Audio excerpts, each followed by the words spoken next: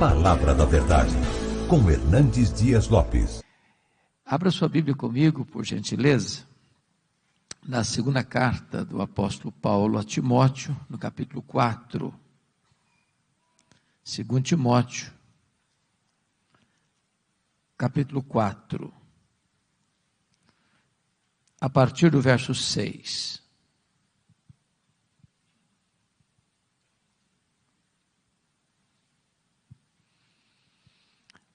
Todos vocês sabem que das 13 cartas que Paulo escreveu, esta é a última carta.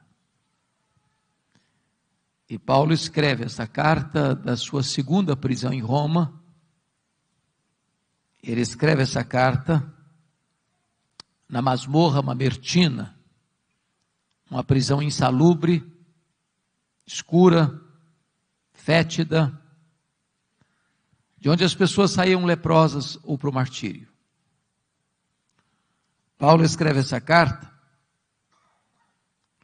não como um apóstolo, um pregador, mas ele escreve essa carta debaixo de uma pesada acusação de ser um malfeitor, um bandido, um criminoso.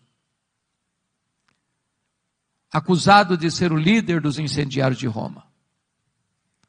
Paulo escreve essa carta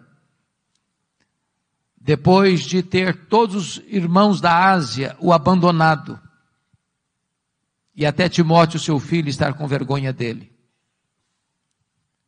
Paulo escreve essa carta depois de ser condenado à pena de morte, no corredor da morte, aguardando o dia da sua execução.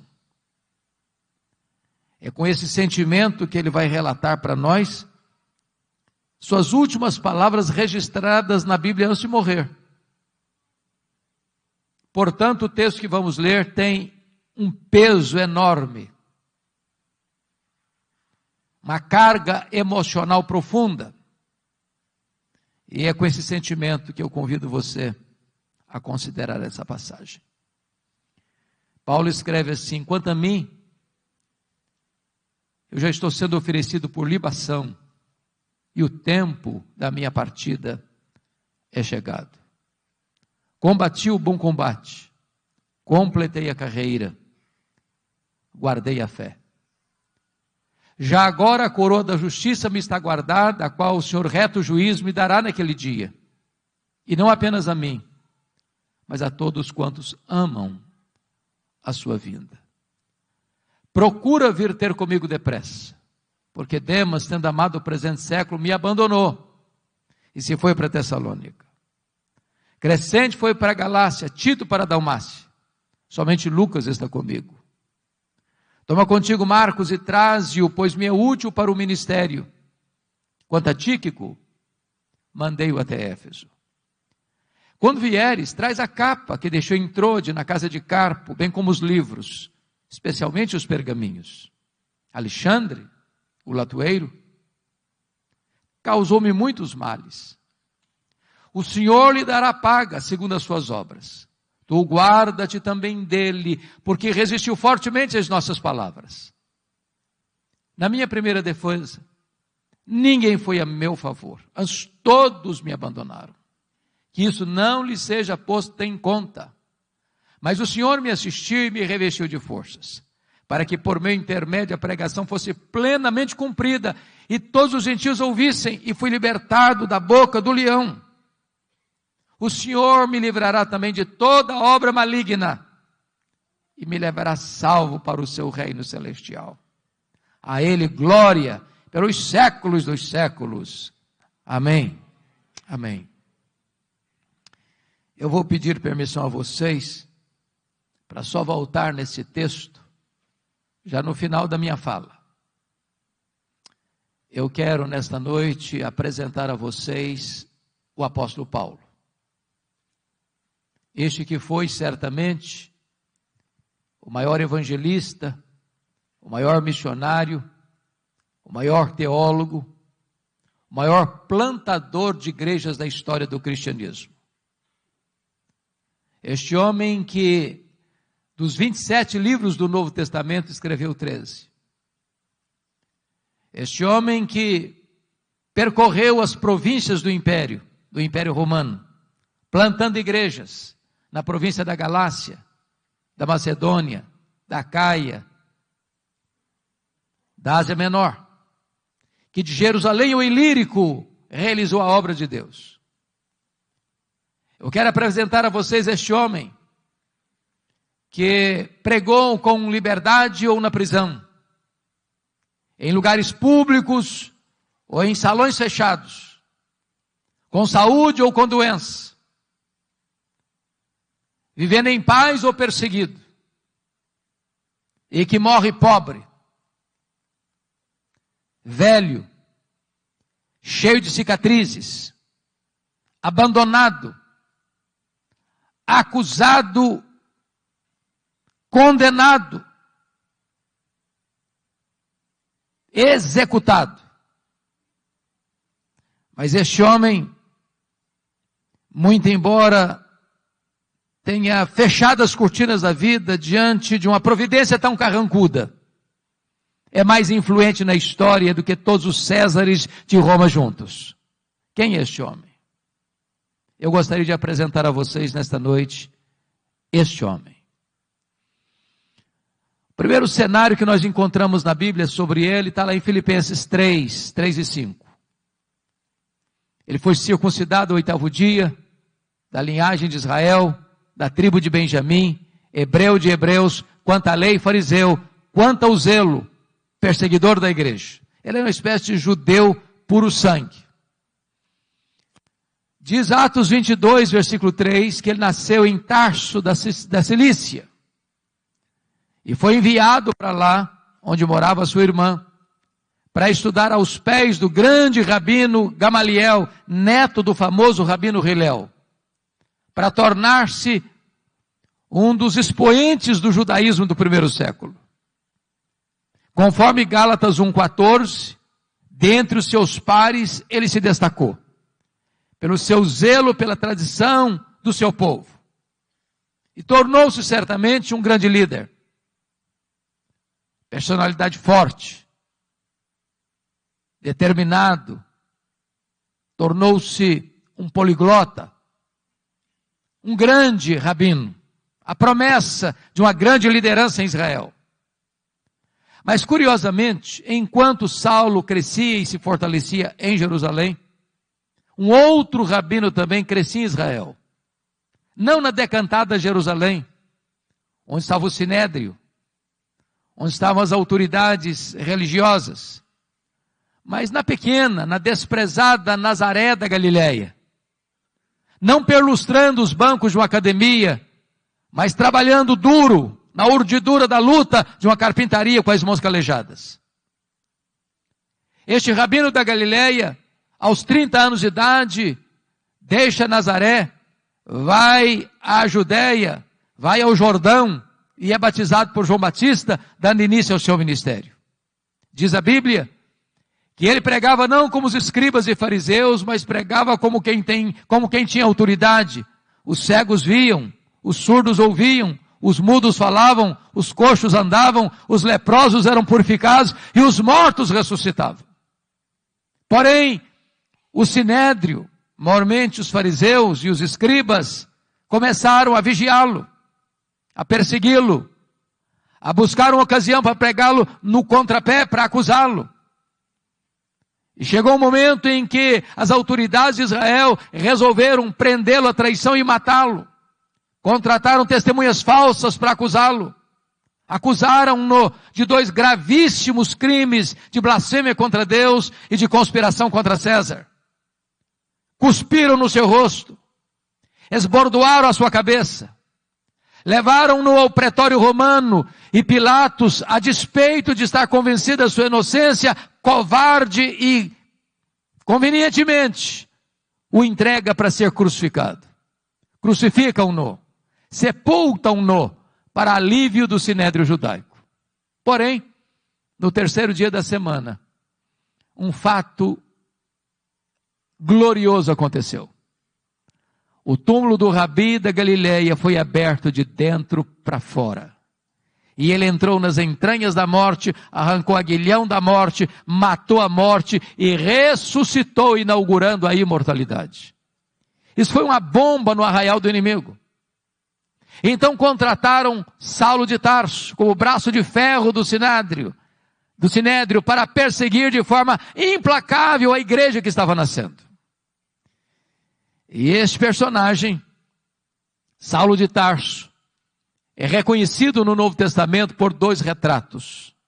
Primeiro, ele era uma fera selvagem. Se não, vejamos. Atos 9:1 diz que ele respirava ameaças e morte contra os discípulos. E esta palavra é a mesma na língua grega para uma fera selvagem que salta sobre a sua presa para destruí-la. Ele era uma fera selvagem. Aliás, diz o texto lá em 1 Timóteo 1,13 que ele era um perseguidor, blasfemo e insolente. 1 Coríntios 15:9 diz que ele se sentiu o menor dos apóstolos porque ele perseguiu a igreja de Deus. Atos 8:3 diz que ele não respeitava domicílio doméstico, ele entrava nas casas e arrastava homens e mulheres para encerrá-los em prisões, e assim ele assolava a igreja de Deus.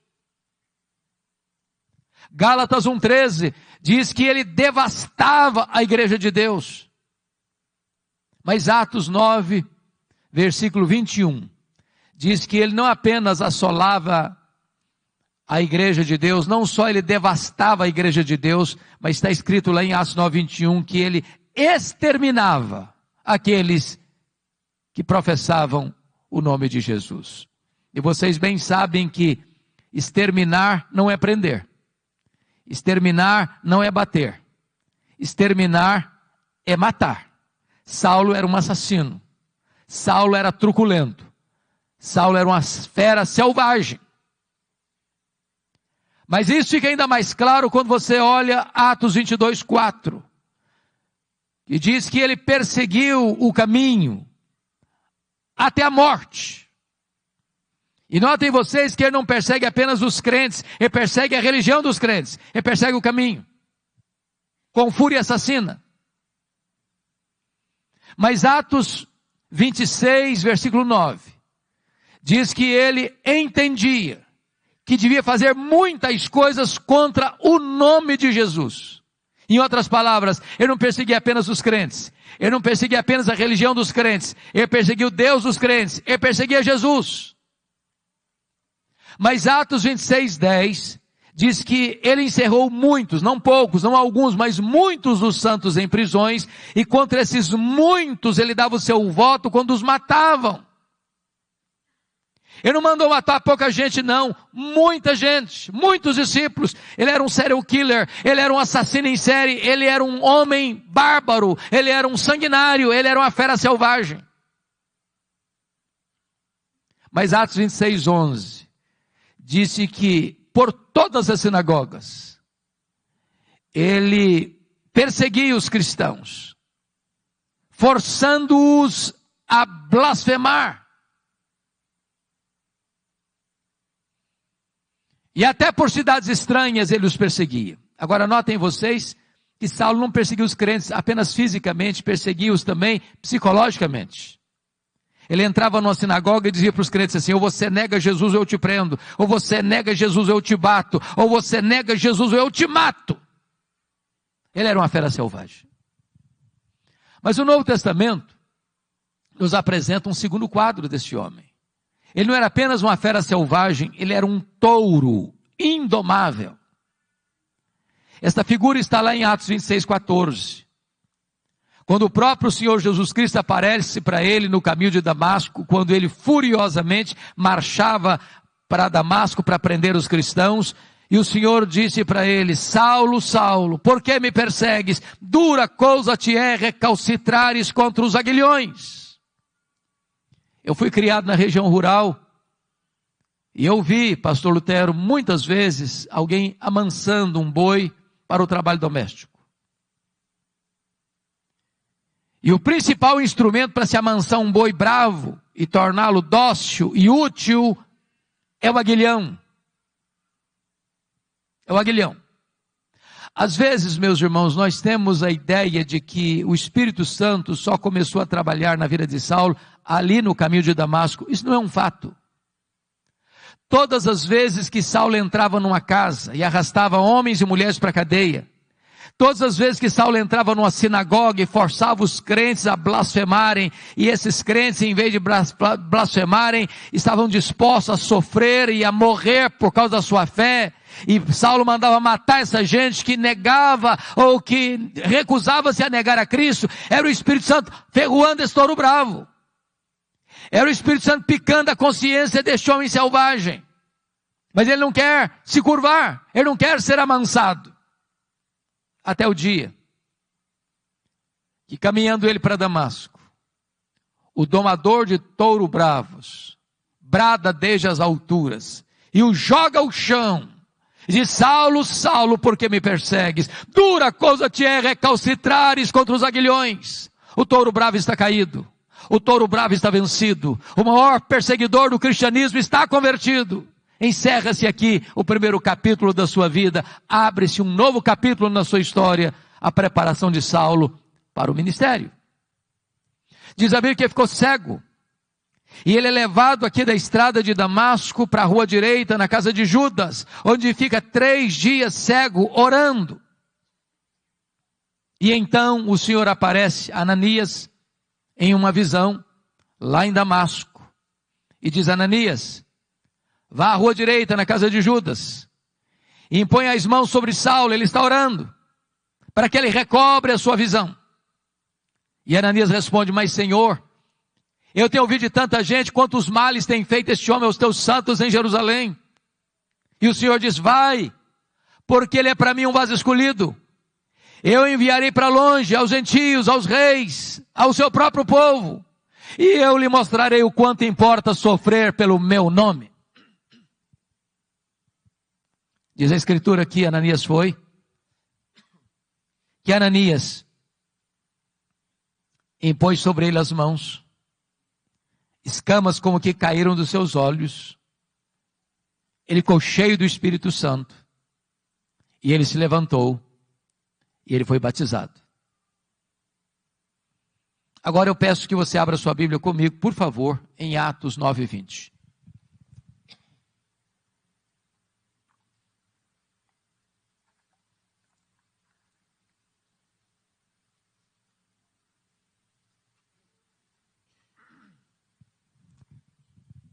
Veja você que logo que ele foi curado, logo que ele foi revestido com o Espírito Santo, logo que ele foi batizado, está escrito que então ele começa a pregar em todas as sinagogas de Damasco, afirmando que Jesus é o Filho de Deus.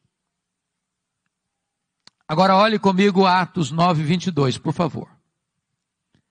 Saulo mais e mais se fortalecia, confundindo os judeus, demonstrando que Jesus é o Cristo, é o Messias.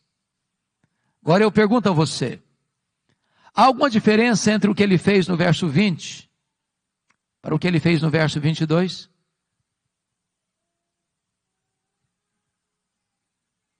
No verso 20 ele afirma que Jesus é o Filho de Deus. No verso 22 ele demonstra que Jesus é o Cristo, o Messias. Há uma profunda diferença. Demonstrar é provar uma tese detalhada, meticulosa e exaustivamente. A pergunta é: quanto tempo durou entre o que ele fez no verso 20 para o que ele fez no verso 22? Atos não responde esta pergunta. Dr. Ray Stedman, de quem falávamos agora há pouco, disse que há um intervalo aqui do verso 20 para o verso 22 de 3 anos.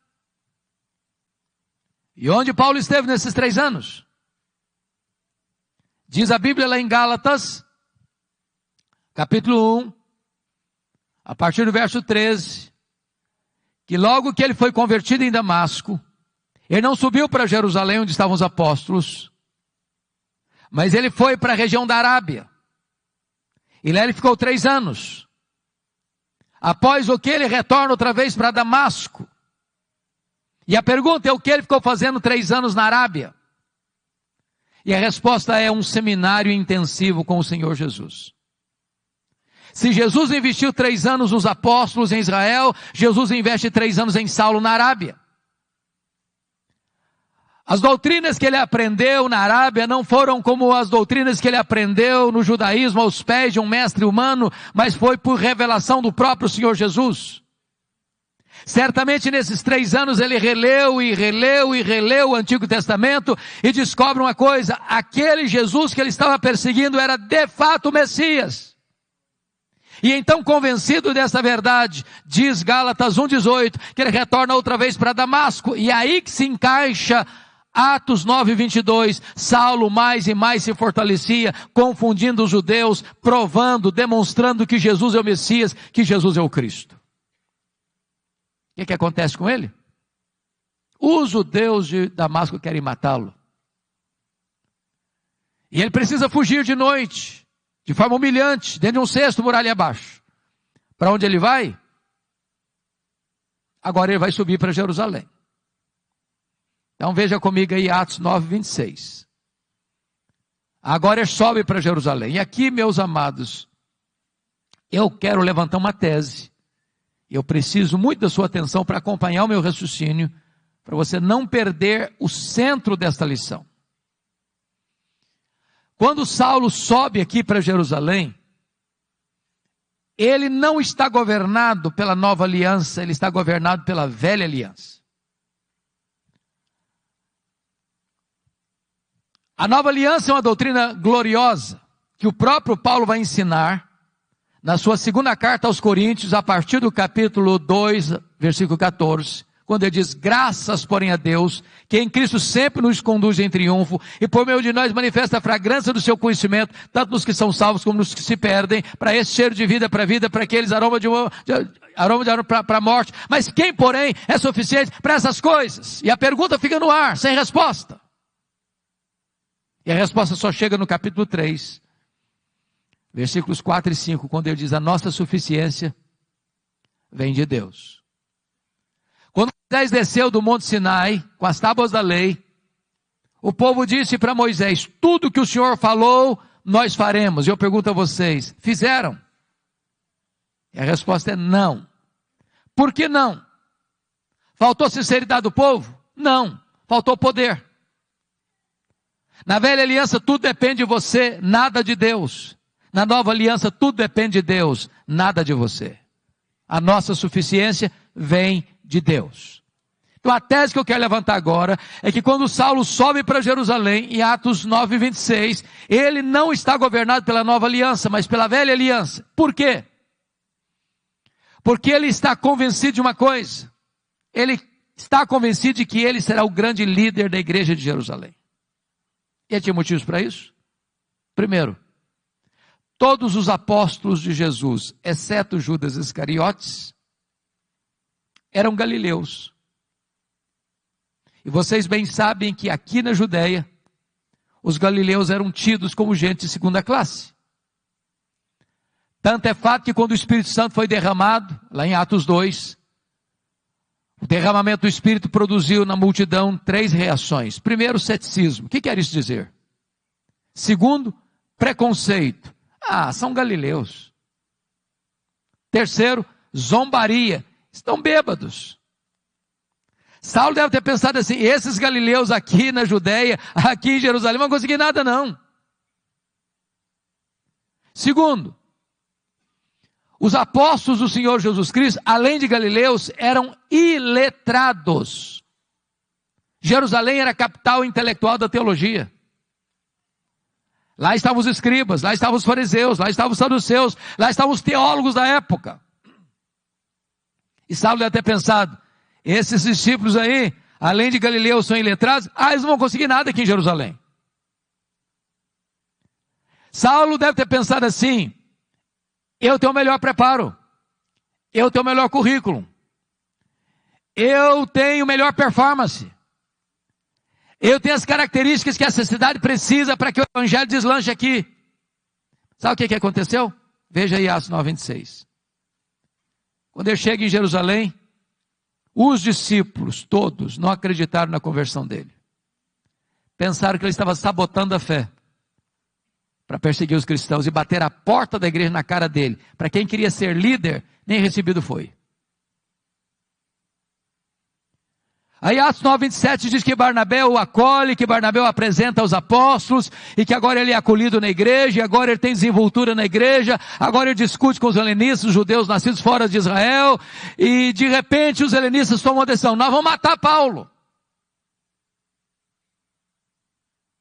E aí Atos 9:29 diz que os discípulos se reuniram e falaram assim para Paulo: olha, você tem que ir embora da nossa igreja. Não dá para você ser nosso pastor, não. Agora, preste atenção no que eu vou lhes dizer. Não é fácil para um pastor estar convencido que deve ficar na igreja, quando os membros da igreja estão convencidos que deve ir embora da igreja. Não é fácil, não. Mas sabe o que aconteceu com ele? Ele não foi embora. Mas não era só os crentes que queriam que ele fosse embora, não. Atos 22, versículo 17, diz que ele estava no templo orando, quando o Senhor aparece para ele numa visão e diz: vai embora de Jerusalém, porque eles não vão te ouvir. Ô, gente, ser mandado embora de uma igreja, pelo conselho da igreja, pelos membros da igreja, é uma coisa. Mas ser mandado embora da igreja pelo próprio Deus, parece que não sobra mais opção.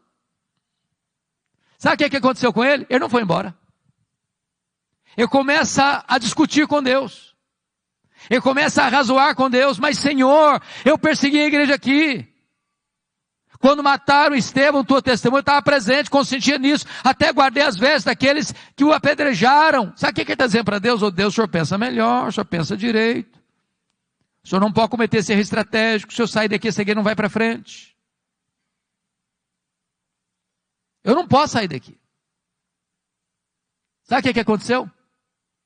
Deus não mudou. Foi Saulo quem teve que mudar e mudar-se. Deus diz: vai! Sabe o que aconteceu com ele? Ele não foi. Foi não. Volta lá para Atos 9:30. Porque diz o texto que os discípulos se reuniram e o levaram até Cesareia. Preste atenção, ele não foi, ele foi levado. Ele não saiu, saíram com ele. Ele sai de Jerusalém como Ló saiu de Sodoma a reboque. Mas de Cesareia mandaram-no para onde? Para Tarso. E onde era Tarso? A cidade que ele nasceu. Sabe o que Deus está dizendo para esse cara que quer ser líder, que se acha insubstituível? Meu filho, se você pensa que eu preciso de você, você está muito enganado. É você que precisa de mim. Então faz uma coisa, arruma as malas e volta para casa. E sabe quanto tempo ele ficou no molho, no anonimato, nos holofotes? Mais de 10 anos. Sabe por quê? Porque eu tinha que aprender primeiro essa grande verdade. Tudo depende de Deus, nada depende de mim. Mas o pior não tinha acontecido, não. O pior é Atos 9:31. Diz que no dia que Saulo foi embora da igreja de Jerusalém, a igreja passou a ter paz e passou a crescer. Você quer coisa pior para um pastor que isso? No dia que ele vai embora da igreja, todos os problemas da igreja se resolvem. E a igreja deslancha. Deus primeiro trabalha em nós, para depois Deus trabalhar através de nós. Tudo depende de Deus, nada depende de nós. Mais de 10 anos depois, explode um avivamento em Antioquia da Síria, terceira maior cidade do mundo. E a igreja de Jerusalém manda para lá o seu melhor pastor, Barnabé. Quando Barnabé chega lá e vê a graça de Deus prosperando, ele se alegra demais, lembrou-se de Saulo. E vai atrás de Saulo lá em Tarso. E o apanha e o leva para Antioquia. E durante um ano eles ensinaram uma multidão de discípulos. Quando a igreja estava reunida, orando e jejuando, o Espírito Santo apareceu e disse: separai-me agora a Barnabé e a Saulo para a obra que os tenho chamado. Preste atenção, a quem o Espírito Santo separou? Não foi Saulo e Barnabé. Foi Barnabé e Saulo. Você já foi reserva alguma vez? Já ficou na sombra de alguém alguma vez? Saulo não era o líder, ele era o liderado. Deus ainda estava trabalhando nele. Ele tinha que entender com clareza que tudo depende de Deus, nada depende de nós. Diz a Escritura que eles estão indo agora, chegando em Pafos, quando o procônsul Sérgio Paulo se interessa pelo Evangelho, quer ouvir o Evangelho, mas o seu mágico a tiracola Elimas quer impedir o procônsul de se converter, porque se o procônsul se converte, ele perde o emprego de mágico. Era uma questão de interesse. Então diz a Bíblia que Saulo, também chamado Paulo, cheio do Espírito Santo, disse ao mágico: ó servo do diabo, até quando perverterás os retos caminhos de Deus? Pois ficarás cego. E o mágico fica cego, e os olhos do procônsul são abertos, e ele é convertido ao Senhor Jesus. E a partir dali, Saulo deixa de usar o seu nome judaico Saulo, para usar o seu nome romano Paulo, e a partir de então, ele se transforma no maior líder do cristianismo. Sabe por quê? Porque aprendeu que tudo depende de Deus, nada depende de nós. Atos 13:13 diz que ele chega em Perge da Panfilha. E em Perge da Panfilha, o jovem Marcos, ou João Marcos, ou Marcos, que era primo de Barnabé, abandona os dois missionários e volta para a casa da sua mãe em Jerusalém. É muito curioso isso, porque a Bíblia não diz por que o Marcos voltou para a casa da mãe dele. Nós poderíamos cogitar 3 possibilidades. Talvez uma delas seja a verdade dos fatos. Talvez a primeira fosse assim: bom, ele era muito moço, muito jovem. Empolgado, pensou que missões fosse turismo. Quando percebeu que não era turismo, ele se decepcionou. E voltou. Pode ser, não sei. Talvez uma segunda possibilidade, que quando eles saíram de Antioquia da Síria, o líder da caravana era o primo dele, o Barnabé. Em Pafos, a liderança muda das mãos de Barnabé para Paulo. Ele deve ter pensado: sob a liderança do meu primo, eu tinha coragem de ir, na liderança do outro eu não vou não. Mas há uma terceira possibilidade, eu particularmente creio nessa terceira possibilidade. Está escrito em Gálatas 4, a partir do versículo 13, até o versículo 15, que Paulo pregou o evangelho pela primeira vez na Galácia, Antioquia da Pisídia, Icônio, Derbe e Listra, por causa de uma enfermidade física. Pergunta: que enfermidade física era essa? Talvez a mesma que Paulo se refere em 2 Coríntios 12:7, um espinho na carne, mensageiro de Satanás, para me esbofetear, a fim de que eu não me ensoberbeça. Então, notinha de rodapé. O espinho na carne de Paulo procedeu de Deus ou do diabo? E a resposta categórica é: procedeu de Deus. Como é que você sabe? Por causa do propósito. Para que ele não se ensoberbecesse. Alguém tem dúvida que o diabo trabalha 24 horas para fazer da gente um balão, um pavão, uma bola de orgulho? Mas se o espinho na carne procedeu de Deus, como é que o diabo batia na cara dele com esse espinho? Porque esse é o papel do diabo. Quando a providência é carrancuda, o diabo chega sorrateiramente e pergunta assim: e aí, você não é crente? Você não está fazendo a obra de Deus? Você não é fiel a Deus? Está passando essa magrela toda. Está doente. Está sofrendo. Se Deus gostasse de você, se Deus se importasse com você, você não estava nessa. O diabo quer vender essa propaganda de que ser crente é viver numa estufa, blindado. O Senhor Jesus nunca prometeu que nós não teríamos aflições nessa vida. Ele prometeu estar conosco todos os dias até a consumação dos séculos. Dizem os estudiosos que essa região de perto da Panfilha, onde João Marcos abandonou os dois missionários, era uma região alagadiça, pantanosa, com forte incidência de malária. E é muito provável que Paulo contraia uma malária aqui, porque não consta que Paulo tenha saído doente de Antioquia da Síria, mas consta que ele chegou doente na Galácia. Antioquia da Pisídia, Icônio, Derbe e Listra. E essa doença naquela época era tão severa e não tinha tratamento adequado, que dava uma dor de cabeça alucinante e afetando inclusive a visão. E os crentes da Galácia disseram que, se possível fosse, eles teriam arrancado os próprios olhos para dá-los a Paulo. Dá-nos a impressão que Paulo tinha um problema de visão. É por isso que ele propriamente não escrevia suas cartas, ele usava uma pessoa para escrever e depois pegava a pena para dar a sanação final. Talvez por isso ele chamou o sumo sacerdote parede branqueada, porque via tudo meio lusco-fusco. Bom, o certo é que o João Marcos retorna para a casa da mãe dele. E os dois missionários sobem as montanhas do Cáucaso e chegam lá em cima, na Galácia do Sul, e pregam com poder, com graça, com dureza, com lágrimas, com sangue, mas deixando para trás igrejas estabelecidas, lideranças eleitas e a igreja marchando vitoriosamente. Agora eles retornam para a igreja base, a igreja de Antioquia da Síria, e observe comigo que está escrito aí em Atos 14, 26 e 27. Reunida a igreja, relataram quantas coisas fizera Deus, e como Deus abrira a porta do evangelho para os gentios. Preste atenção nisso. Há espaço para testemunho na igreja, mas não há espaço para projeção humana na igreja. Eles não relataram quantas coisas fizeram eles relataram quantas coisas fizera Deus. Quem faz a obra é Deus, nós somos apenas os instrumentos.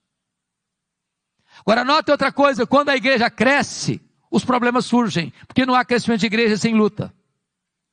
É por isso que Atos 15:1 diz que quando os membros da seita dos fariseus escutaram lá em Jerusalém que os gentios estavam sendo recebidos sem passar pelo rito da circuncisão, eles desceram e disseram para os crentes gentios assim: se vocês não se circuncidarem, vocês não poderão ser salvos. Se vocês não circuncidarem e não guardarem a lei, vocês não podem ser salvos. Bom, mas isso não é evangelho.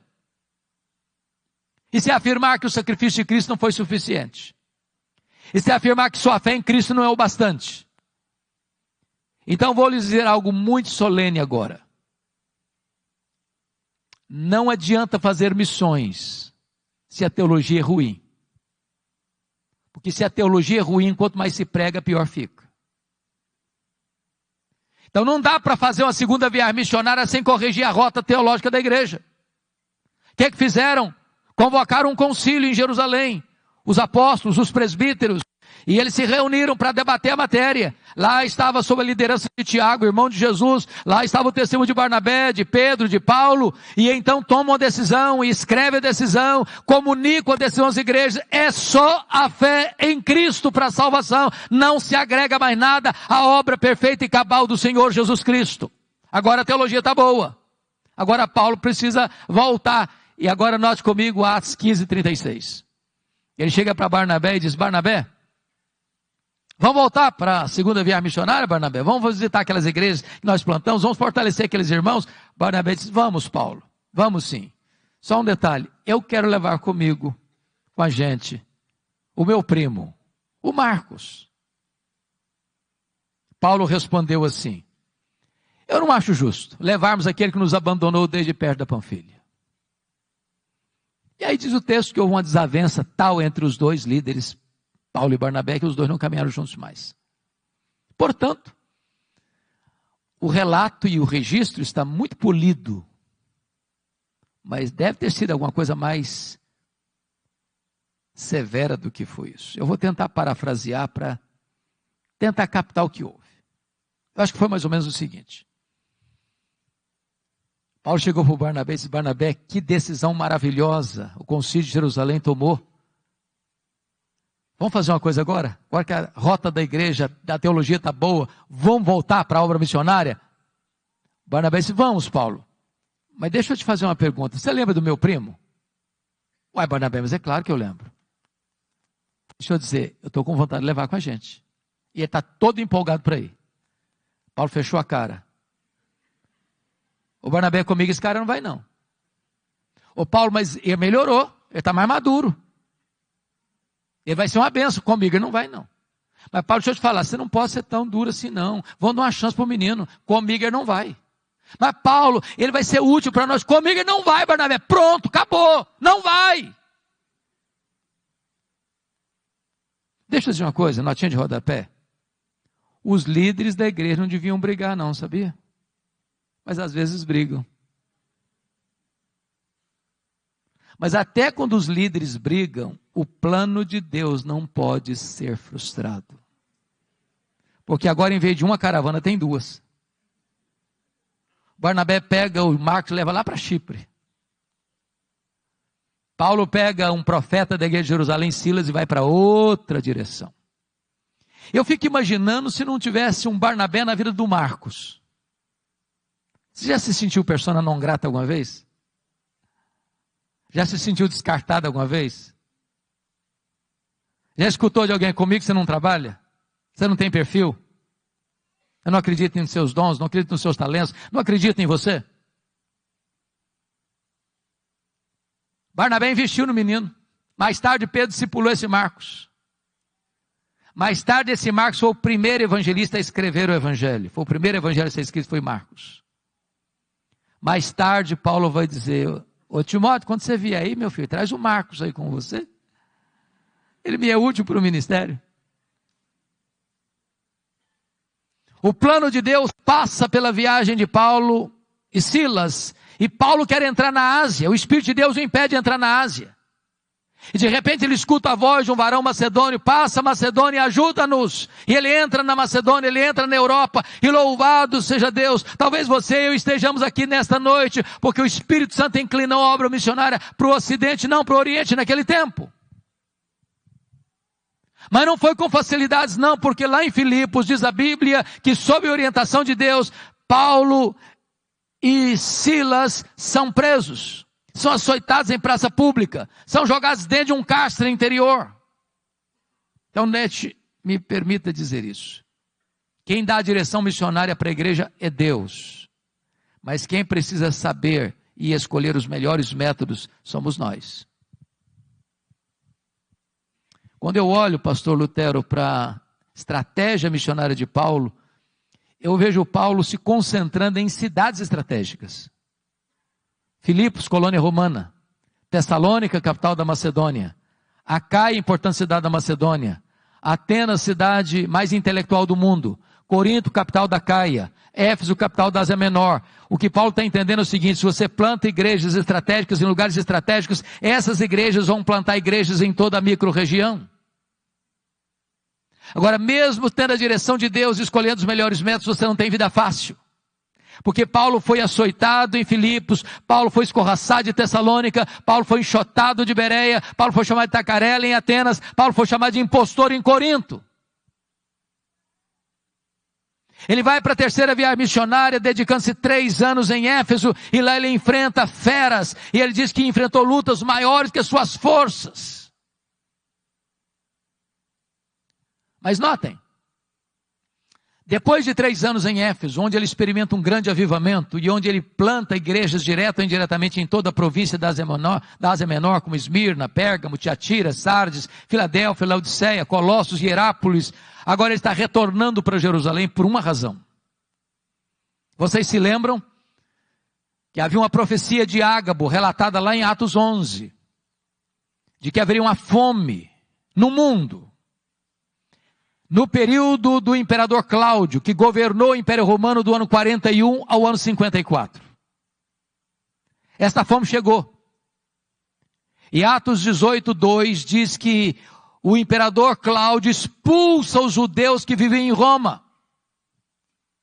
E diz Gálatas 2:10 que Paulo assume um compromisso com os líderes da igreja de Jerusalém, que ele iria para os gentios, mas ele não se esqueceria dos pobres. Em outras palavras, evangelização, obra missionária e socorro aos necessitados não são coisas que estão em conflito, mas caminham juntas. Então você vai notar, 2 Coríntios 8, 9, e também 1 Coríntios capítulo 16, e também Romanos 15, que Paulo está levantando uma coleta, uma oferta especial para os pobres da Judeia, nas igrejas gentílicas das províncias da Galácia, da Macedônia, e da Acaia e da Ásia Menor. E ele está levando essas ofertas para Jerusalém. Quando ele chega e desembarca em Cesareia Marítima, Ágabo o prende com um cinto. E diz: é isso que eles vão fazer com você lá em Jerusalém. Os discípulos tentam demovê-lo. Ele diz: vocês estão fazendo comigo? Eu estou pronto não só a ser preso em Jerusalém, eu estou pronto a morrer por Jesus em Jerusalém. E ele chega lá, e ele entrega as ofertas, e ele é preso. 40 judeus entram em voto de anátema, dizendo: nós não vamos comer, nós não vamos beber, enquanto nós não matarmos Paulo.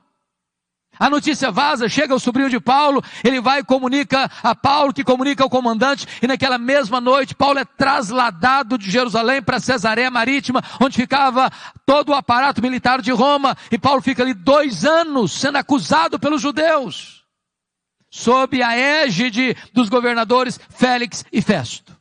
Agora preste atenção nisso. Com a mudança de governo de Félix para Festo, toda transição de governo é época de reivindicações. Então, o Sinédrio jeitosamente disse para o governador Festo: ô governador, esse preso aí está no fórum errado. O fórum dele não é Cesareia, é Jerusalém. Então, quem deve julgar esse homem não é o governador, não é uma questão política. Não interessa a Roma isso, é uma questão puramente religiosa. Nós somos o fórum adequado, legítimo, onde ele deve ser julgado. Mas queriam matar Paulo na estrada. Paulo percebe a traição e diz para o governador: eu sou cidadão romano, eu quero ser julgado diante de César. O governador diz: para César você quer ir? Para César você irá. Mas antes, Atos 23:11, diz que o próprio Senhor apareceu para Paulo em Jerusalém e diz: coragem, Paulo, assim como você deu testemunho aqui em Jerusalém, eu quero que você dê testemunho também em Roma. Paulo quer ir para Roma, Deus o quer em Roma, mas quando ele parte para ir para Roma, ele enfrenta um naufrágio. Você pode entender isso? Tinha 276 pessoas dentro daquele navio. O pânico, o medo tomou conta de todo mundo. 14 dias sem saber se era dia ou noite. Ninguém conseguia comer, era um pânico todo, a morte mostrava a carranca para eles. Quando tudo parecia perdido, um anjo de Deus apareceu para Paulo dentro do navio e disse: coragem, Paulo, ninguém vai morrer, eu entreguei toda essa gente na sua mão, mas é necessário que vocês vão dar numa ilha. E aí eles começam a orar. A oração mais óbvia que eu vejo na Bíblia, eu não encontro nenhuma oração mais óbvia do que essa. Sabe por que eles oraram? Para o dia amanhecer. Você já orou para o dia amanhecer? Porque o dia amanhece se você orar. E se você não orar, ele amanhece do mesmo jeito. Mas por que eles oraram para o dia amanhecer? É que tem hora que a escuridão da alma é tão densa, que você diz: meu Deus, eu não aguento mais. Ou o dia amanhece, ou eu pereço. Quando o dia amanheceu, eles avistaram a ilha de Malta. O navio se arrebenta todo, mas ninguém perece, todos se salvam. Os malteses, que eram bárbaros, não falavam o grego, prepararam uma grande fogueira para aquecê-los. E diz a Bíblia que dos 276 que estavam dentro do navio, o único que quis manter a chama acesa foi Paulo. Foi catar uns gravetos para jogar na fogueira. Quando ele pega aquele punhado de gravetos e joga na fogueira, do fogo brota uma víbora que prende na mão do Paulo. E os bárbaros gritaram: é um assassino, tem se livrado do mar, a justiça não deixa viver, vai cair, vai inchar, vai morrer. Não caiu, não inchou, não morreu, mudaram de opinião, é um Deus. Não, agora não é nem um assassino e nem um Deus, é um servo do Deus vivo. Ô, meus irmãos, aquela cobra tinha 276 outras opções para morder.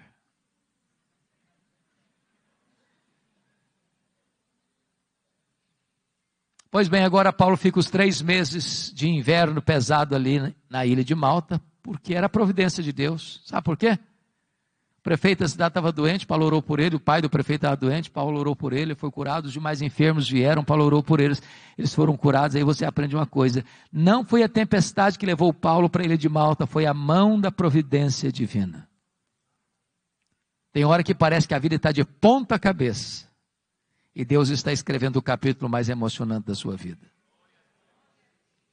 Paulo chega em Roma não como gostaria de ter chegado. E queria ter chegado para ficar com a igreja, para encorajar a igreja, para ser abençoado pela igreja, para ser enviado para a Espanha pela igreja de Roma. Mas ele chega preso, chega algemado.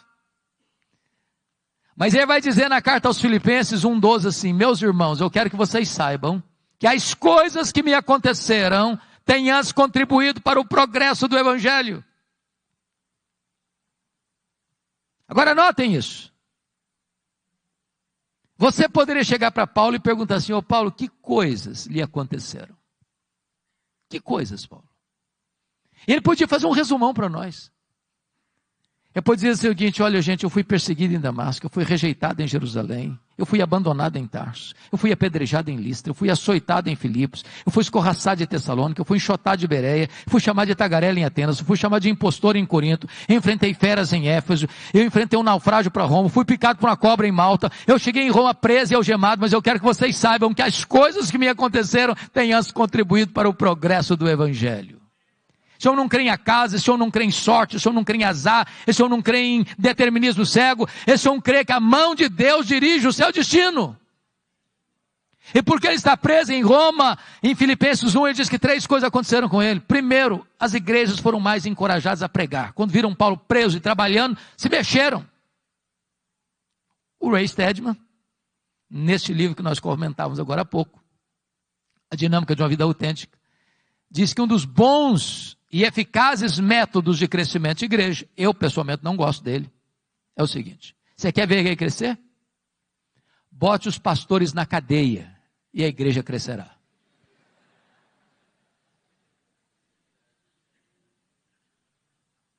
Segundo, porque Paulo estava preso, dizer que toda a guarda pretoriana tomou conhecimento das suas cadeias em Cristo. E a pergunta é: o que era a guarda pretoriana? Era a guarda de elite do imperador. Era os soldados da mais alta patente do império. Eram 16 mil soldados de escol. Paulo, por ser um prisioneiro de César, tinha que ter um soldado algemado com ele, 3 turnos por dia, em rodízio durante 2 anos.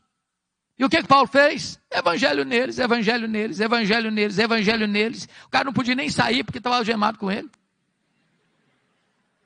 Durante 2 anos, deu oportunidade para Paulo evangelizar toda a guarda pretoriana. Eu chamo isso de conspiração divina.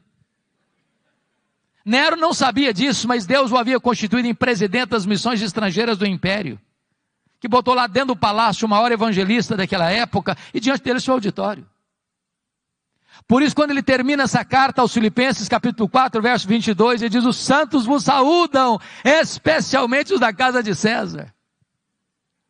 Terceiro, porque Paulo estava preso, ele não podia visitar as igrejas, como era seu costume. O que ele fez? Começou a escrever cartas, as cartas da primeira prisão. Filipenses, Efésios, Filipenses, Colossenses, Filemon. Se Paulo estivesse solto, provavelmente nós não teríamos essas joias na nossa Bíblia. Então entenda uma coisa: quando as coisas parecem estar fora de controle na sua vida, Deus está no controle e está escrevendo o capítulo mais importante da sua vida. Dessa primeira prisão, Paulo orou para sair, pediu oração para sair, e de fato saiu. Eu acho que ele fez a 4ª viagem missionária. Deixou Tito em Creta, deixou Timóteo em Éfeso, passou por Nicópolis, muito provavelmente foi à Espanha, como era seu desejo. Mas um fato acontece nesse interregno. No dia 17 de julho do ano 64, a cidade de Roma, a maior cidade do mundo, mais populosa, mais rica, mais poderosa, a cidade eterna, a capital do império, é incendiada. 7 noites e 6 dias de incêndio. Quando o incêndio acabou, o imperador assistia o espetáculo horrendo da torre de Mecenas, vestido de ator, tangendo a sua lira. Ele encontra um bom álibi para botar a culpa do incêndio de Roma nos crentes. Porque dos 14 bairros de Roma, 10 foram devastados. Mas os 4 que sobraram eram densamente povoados por judeus e cristãos. Ele põe a culpa do incêndio de Roma nos cristãos. Começa um verdadeiro massacre. Faltou madeira para fazer cruz, tamanha quantidade de crentes crucificados. Quando não tinha mais madeira para fazer cruz, os crentes eram cobertos de piche, amarrados nos postes e queimados vivos para iluminar as noites de Roma. Paulo, a essas alturas, já era o maior líder do cristianismo. Começam a caçá-lo, até que botam a mão nele, talvez em Trode, na casa de Carpo. não deu prazo de pegar seus livros, seus pergaminhos, sua capa surrada. E agora ele é jogado na masmorra mamertina, um lugar úmido, frio, insalubre, de onde as pessoas serão leprosas ou para o martírio. Pois é de dentro dessa masmorra que ele escreveu o 2 Timóteo. E agora eu peço que você abra lá no texto lido, para nós encerrarmos. A pergunta é, como é que esse homem se sente? Maior teólogo, maior pastor, maior evangelista, maior plantador de igrejas, velho, pobre, cheio de cicatrizes, dentro de uma masmorra, acusado, abandonado, condenado, no corredor da morte, aguardando o dia da sua execução. Como é que esse homem se sente? Pois ele vai fazer para nós uma avaliação da vida, nos versos 6 a 8. Primeiro, ele avalia o seu passado no verso 7. Confira aí comigo, todos os verbos estão no passado. Combati o bom combate, completei a carreira, guardei a fé. Ele está dizendo o seguinte, a vida não foi de amenidades, foi um combate. Eu não larguei a obra de Deus no meio do caminho, não. Eu completei a carreira. Eu não negociei a verdade, nem transigi, nem com a minha consciência, não. Eu guardei a fé. Notem comigo no verso 6 que vai fazer uma avaliação do presente agora. Quanto a mim, já estou sendo oferecido por libação e o tempo da minha partida é chegado. Sabe o que ele está dizendo para Timóteo? Ô Timóteo, Roma vai me matar. Mas deixa eu dizer, Timóteo, não é Roma que vai me matar, não. Eu vou me entregar. E eu não vou me entregar para Roma, não, Timóteo. Eu vou me entregar para Deus como uma oferta de libação ao Senhor. E tem mais, Timóteo, eu não vou morrer, não. Eu vou partir. Porque a palavra partida aí é um eufemismo para a morte.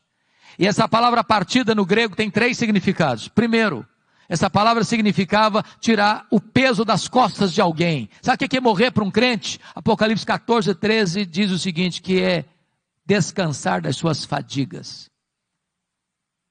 Segundo, a palavra partida significa desatar um bote de um tronco e atravessar para o outro lado do rio. Sabe o que é morrer para um crente? É fazer a última viagem da vida rumo à pátria celestial.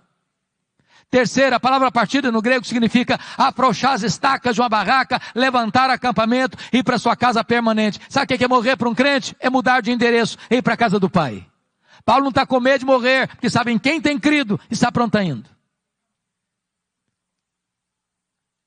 Mas agora Paulo vai fazer uma avaliação do seu futuro no verso 8, confira comigo. Já agora a coroa da justiça me está guardada, a qual o Senhor reto juízo me dará naquele dia, e não apenas a mim, mas a todos quantos amam a sua vinda. O que Paulo está dizendo é o seguinte, ô Timóteo, o juiz de Roma, no tribunal de Roma, me considerou culpado e vai me executar. Mas isso, Timóteo, não me importa. O que me importa de fato é que o reto juiz, diante de quem todos vão ter que comparecer, já me justificou. Eu não tenho mais nenhum crime, nenhum pecado, Timóteo. A minha dívida está paga, eu estou livre, eu estou inculpável diante do tribunal de Deus, porque foi declarado justo por causa da justiça de Cristo imputada a mim. Então, Timóteo, eu não estou indo, Timóteo, para a espada de Roma degolar minha cabeça. Eu estou indo, na verdade, é receber a coroa da justiça do reto juiz. Louvado seja o Senhor. Mas, irmãos, esse homem não é um super-homem. Esse homem não é um super-crente. Esse homem é um homem, como você e eu. E antes de morrer, ele abre o coração e compartilha conosco os últimos sentimentos da sua alma, as lutas que viveu no corredor da morte. E a primeira coisa que ele vai dizer para nós, está no versículo 9, é lidar com o drama da solidão. Procura vir ter comigo depressa. Versículo 21, venha meu filho antes do inverno. Este homem que investiu a vida em gente, no final da vida, não tem alguém para lhe dar um abraço. Segundo, ele vai compartilhar conosco a dor do abandono no versículo 10. Demas, tendo amado o presente século, me abandonou.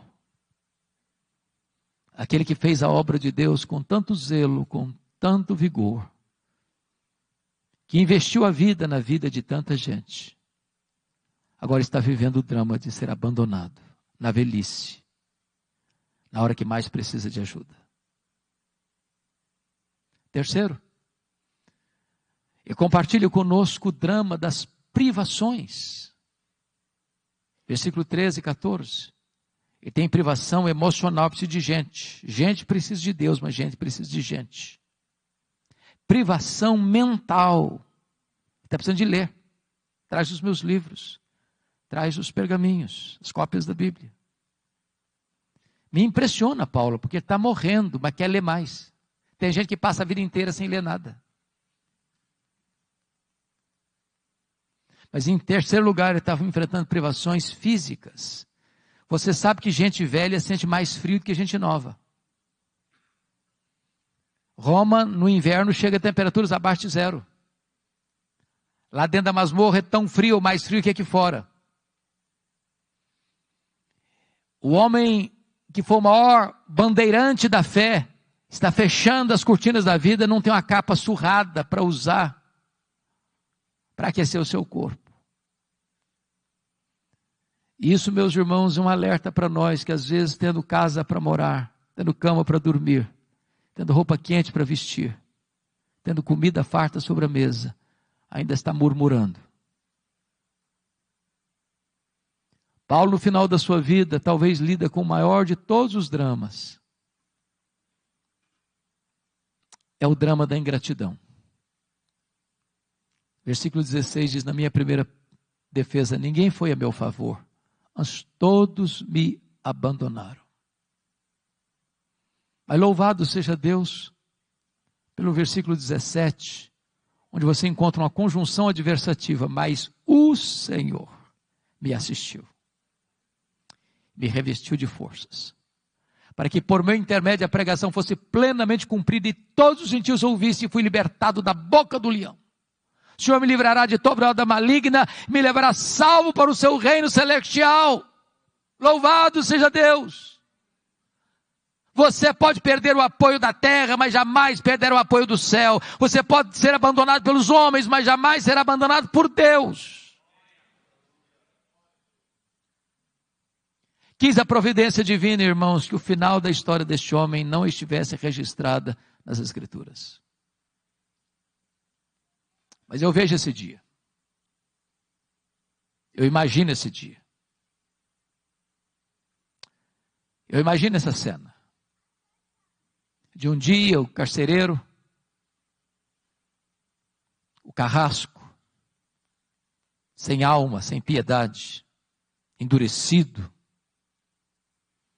recebendo em sua mesa, talvez um pedaço de couro, contendo o nome de um prisioneiro que deveria ser executado naquele dia. E eu imagino esse homem se levantando da sua cadeira, com passadas largas e pesadas, com um molho de chaves numa mão, uma tocha de fogo na outra. E eu vejo esse homem entrando e abrindo aquela pesada porta de ferro. Eu vejo esse homem entrando com aquela tocha de fogo e gritando: prisioneiro Paulo, prisioneiro Paulo, prisioneiro Paulo. E lá no fundo o velho responde: sou eu estou aqui. Ele é acorrentado, ele é retirado da masmorra, é levado para o local da execução. E por ser certamente o prisioneiro mais conhecido e mais famoso de Roma, porque era o grande bandeirante da fé de todo o império, o carrasco lhe pergunte: você quer dizer algumas palavras antes de morrer? Talvez esperando que ele fosse expor a sua mágoa, sua revolta, sua dor, por ter sido acusado, maltratado, abandonado, reduzido à calamidade. Eu imagino Paulo respondendo assim: eu tenho alguma coisa para dizer. E talvez Paulo pudesse recordar do que escreveu para Timóteo. Nesta hora ele levanta os olhos aos céus e diz a ele, ao Senhor Jesus: glória pelos séculos dos séculos. Amém. Botou a cabeça no cepo. A espada de Roma tosou-lhe a cabeça. Cabeça para um lado, corpo para o outro. Tombou na terra como um mártir, mas foi recebido no céu como um príncipe. É este homem que diz hoje para você e para mim: sede meus imitadores, como eu sou de Cristo. Que Deus nos ajude. Amém.